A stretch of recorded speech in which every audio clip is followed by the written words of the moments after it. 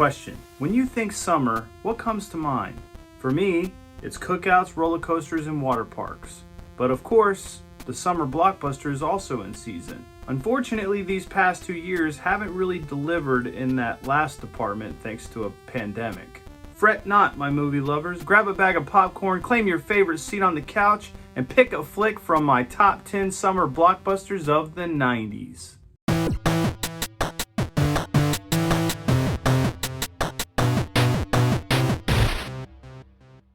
Before I let you in on my first pick, let me just mention that I am tired of people talking crap about this movie.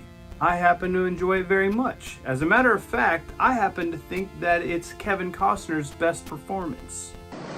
Came back for me. I like you. Or maybe not. But I still love Waterworld, and frankly, if we don't do something about climate change, you'll be loving it too, because that shit will be our new reality. Ear gills and all. Actually, no, that's not how evolutionary biology works, but we'll all be swimming a lot more often. Let's just hope that there are more than a few jet skis left over so we can all enjoy recreational pillaging, yeah? Number 9, Twister. I thought I was afraid of tornadoes before this movie came out. True story, I grew up in rural Ohio, where I've had more than a few close encounters with these things. The sound of a tornado siren is probably the only thing capable of giving me PTSD. Thankfully, we don't have those here in Houston, Texas, because apparently our local government likes the element of surprise.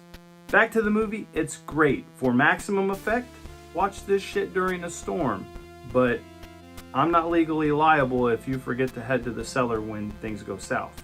Then again, you probably don't even have a cellar. It's not like it would help. I mean, couldn't help this guy. You know who my favorite retro action star is? Arnold. Who else? But my second favorite action star would have to be Bruce Willis. Or Mickey Rourke pretending to be Bruce Willis. Wait, what movie was I supposed to be talking about? Ah yes, Armageddon. Here Bruce Willis would normally be digging for oil, but the government needs his help to save the planet. Unlikely hero, right? Dude traditionally takes part in destroying the earth by extracting heat-trapping hydrocarbons, and now he's going to save the planet. Badass. Number 7, The Rock. If you're unfamiliar, this is not a movie about an 8 ball of crack, nor is it a titillating film for the average geology enthusiast. This is about Alcatraz. Well, sorta. Before Michael Bay was blowing up Transformers or ruining my favorite Heroes in a Half Shell, he was making a movie about domestic terrorism.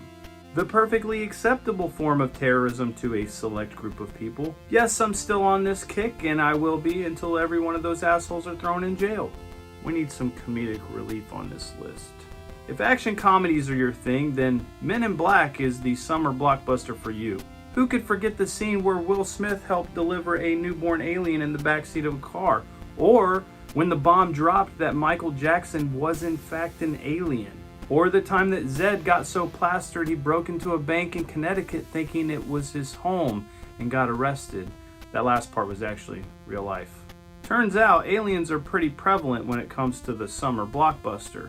And like my number 6 pick, number 5 is centered around alien contact with planet Earth. Xfiles Fight the Future was the quintessential summer flick. It starts with mankind's mysterious beginnings, hints at our inevitable demise, but ultimately ends on the high note of impossible human triumph. Actually, no, that last part never happened.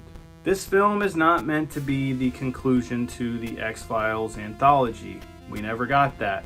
Truthfully, the only reason I'm talking about this goddamn movie is to keep it alive long enough to renew interest in it so that we will get a proper ending to this shit. I will say this, the best part about this film is that it delivers on something that was missing from its television counterpart, a scary ass alien. Number 4, Speed. This movie put Keanu Reeves on the map, unless of course you've seen Point Break or Bill and Ted, never mind. This film has the best damn action track I've ever heard. It's part the bomb is about to blow anxiety and part I'm on a mission to kick some ass. You could play that tune during any movie and it would instantly make the situation more suspenseful. The movie is good too. Oh, and did I mention that the big bad boss from Waterworld, Dennis Hopper, is also the bad guy in this movie? Well, I just did.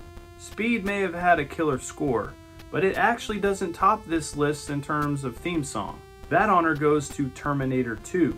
It was the ultimate man versus machine movie. Actually, the first Matrix was pretty good too. And I think it was made in '99, so I could probably include that in this list. Nope, disqualified. That movie came out in March, so I'll have to say that for another list. Besides, I didn't shed a tear for The Matrix. Terminator 2 is the only film on this list that made me cry when I was 9. That is not to invalidate the emotional nature of that last scene. I just want to set the record straight.